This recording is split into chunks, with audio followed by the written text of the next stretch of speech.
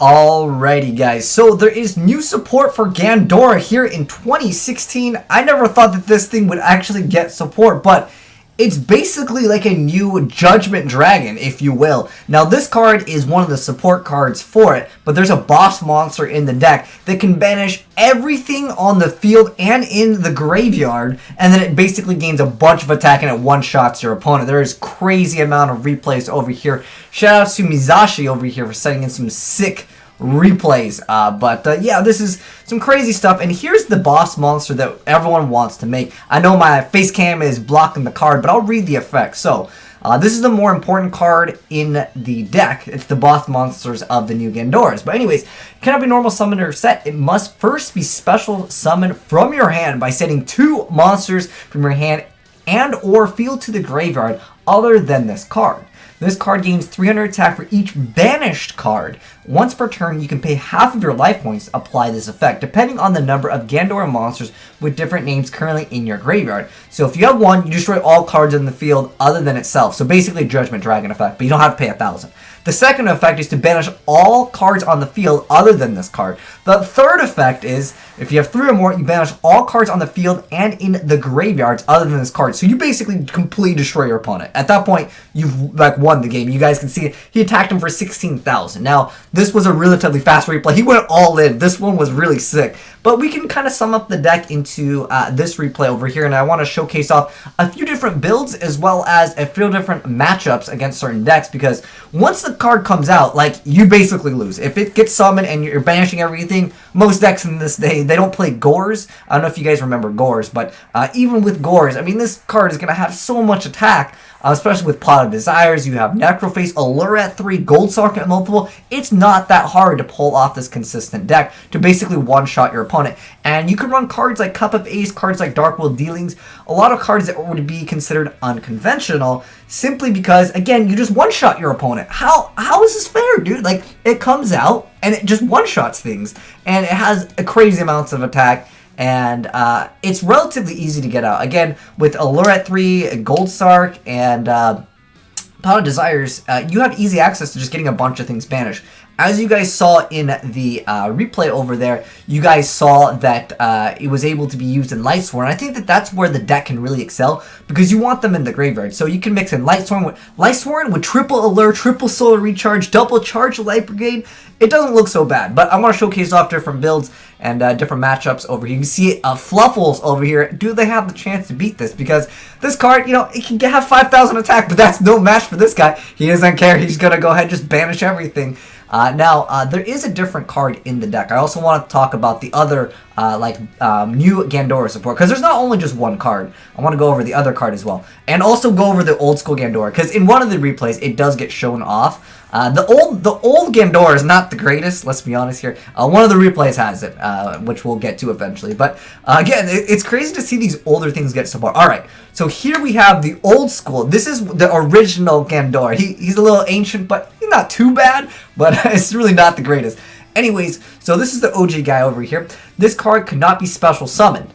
During your main phase, you can pay half your life points to destroy and remove from play all other cards on the field, and this card gains 300 attack for each card destroyed this way. Send this card to the graveyard during the end phase of the turn it was summoned. So basically it goes away, but if you're able to one-shot your opponent, you'll be a-okay. Now, I feel like this card kind of got outclassed, because if your opponent has a bunch of cards on the board, I mean, realistically, here in 2016, if you're playing against a competitive player, they're going to have Psalm, so they're going to stop the card from coming out in the first place. A majority of monsters have some type of negate effect, where it's going to go ahead and banish something, or it's going to go ahead and get rid of the card from coming out in the first place, or negating it some, like a Christie, or you can't special summon, you can't Yu-Gi-Oh! But this is the other card of it, which we'll get to once we get into the replays. You guys will see that card a few different times in action here, but I want to go ahead and go over the other card's effect. This is the last card that we have as far as support goes. Who knows, I might get some more support, but this is Gandora X, the Dragon of Ruin. So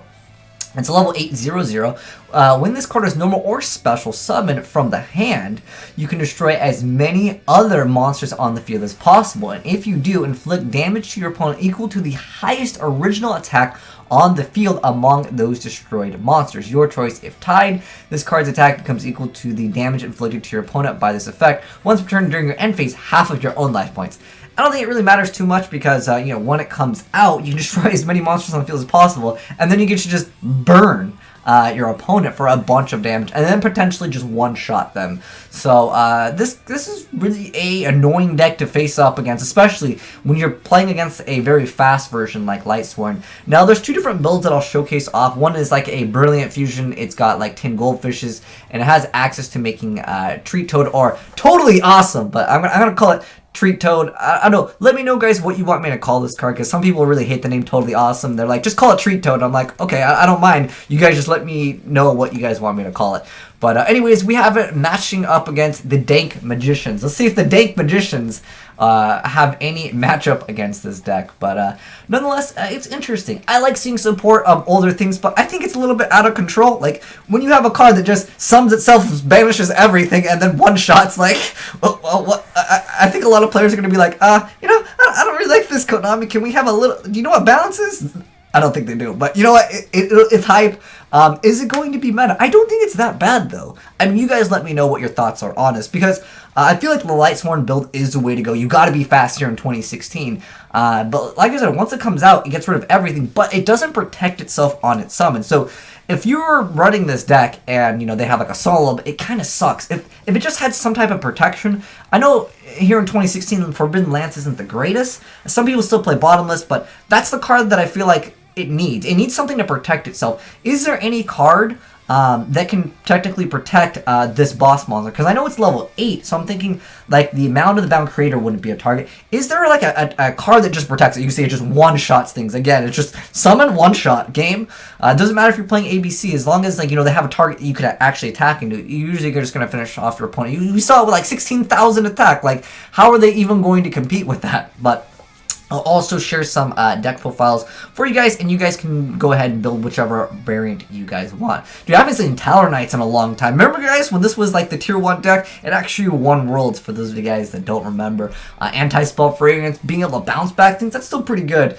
But it's just a little bit slower, especially since they also lost that 3 copies of Reinforcement of the Army. But I want to know if there's any other builds with this. Now, Fairy Tale Sleeper is also technically an option. This card's really decent. So its full effect is you can special summon one monster from your hand. That's a really good card to bring out the other one, where it's special summon from the hand, or a normal summon, which is the other Gandora card. That one's the Gandora X. Yeah, this is Gandora X. So this is what you're going to be bringing out with the Fairy Tale. So it's a little, very, very simple, straightforward little combo. That's why you're playing Italia over here. This is this card, or Fairy Tale Sleeper as it's called in the TCG. But yeah, pretty decent card to be able to just special summon some of the other support, because pretty much you've just got like this card, I would say, is like the win condition. But you know, there are other times where you guys can win, and this one's really teched out. So I'll give you guys both versions of the deck, whether you want to play the Lightsworn one or the other one. Access is available for you guys. But he's going to go ahead and Gusto Armor so he can reset some of his cards. And then he's going to go ahead and Oasis, go for the Armageddon Knight to send another one to the graveyard. He's going to go ahead and just blow up the board.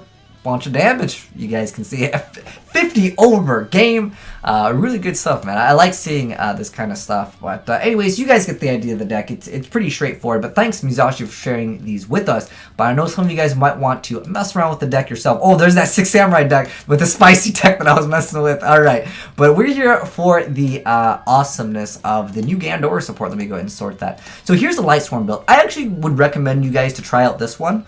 But you guys, let me know your thoughts on it. So this guy's playing 2 copies of the old school Gandora, 2 copies of the Gandora X, and then 3 copies of Gandora's Giga Raise the Dragon of Destruction. Or I'm just going to call him the new one, because that name, by the time I say, I would have hit that 10-minute for the AdSense revenue. But anyways, yeah, the new Gandora, very, very strong. And then we have Wolf at 1, 3 Fairy Tale Snow, 1 Jane, triple Raiden, triple Lila, 1 Aaron, 2 Necroface, 1 Felice, 3 Luminas, 1 Minerva, 2 copies of Red Maju.easy. So this guy had some spicy tech over here as well. And he got 2 copies of Red Resonator, 3 copies of All Consuming Glutton just to get more cards banished.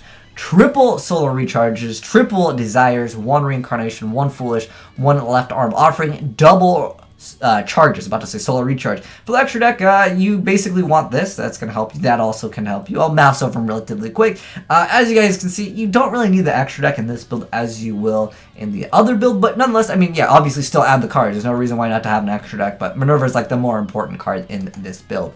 Now, this one is the super teched out one that you guys saw with like the brilliant fusions and stuff like that with the treat toads. So anyways, 2 copies of Sapphire, 2 copies of the old school Gandora, 2 copies of Gandora X, and 3 copies of New Gandora. Then we have a Dark Arm, triple Sleeper, Fairy Tale Sleeper, 2 Trick Clown, 3 Armageddon Knight, 1 Hat Tricker, 3 copies of Tin Goldfish, triple Terror Top, go for that young Dante from Devil May Cry, Speedroid, Tack and Tomborg, 2 copies of Maxi. Why is this card at 2? When Zodiacs come out, I really feel like we need 3 of these. Please, Konami, put this back at 3. And then we have 2 copies of Jester Confit, 3 copies of Instant Fusion, 2 Gospel Revivals, double trade-ins, and triple Brilliant Fusions. For the extra deck, important stuff, this card over here. And then we have the Norden, and then we have number 38, S39 Utopia, Bahamut Shark, Utopia, Castell, double Emeralds, 1 Abyss Dweller, 1 Super Quantum, 1 Dante, Treat Toad, and then Sylvan Princess Sprite. But yeah, that was really cool stuff, man. Shout outs to you guys for sending in the replays. Very good stuff. Teriyaki and Miyazaki. Miyazaki, I'm about to say Tezuki Takahashi, which is actually the creator of Yu-Gi-Oh! But, very, very awesome stuff. I want to know, guys, what other builds you guys think are really good? Oh, and shout outs to N on Coffin N, because he had the Lightsworn build that I actually got also. But yeah, thank you, Mizashi, Teriyaki, and N Coffin N. Really, really crazy stuff to see Gandora get some support. But let me know, guys, what you think of the support. Do you guys think this little OP is it the new Judgement Dragon? Because I feel like it's basically like a Judgement Dragon, but it banishes everything. Crazy stuff. But anyways, thanks for watching, guys. If you enjoyed the vid, make sure you guys give the like button a titty slap. Let's shoot for 420 blaze it likes. I'm signing out.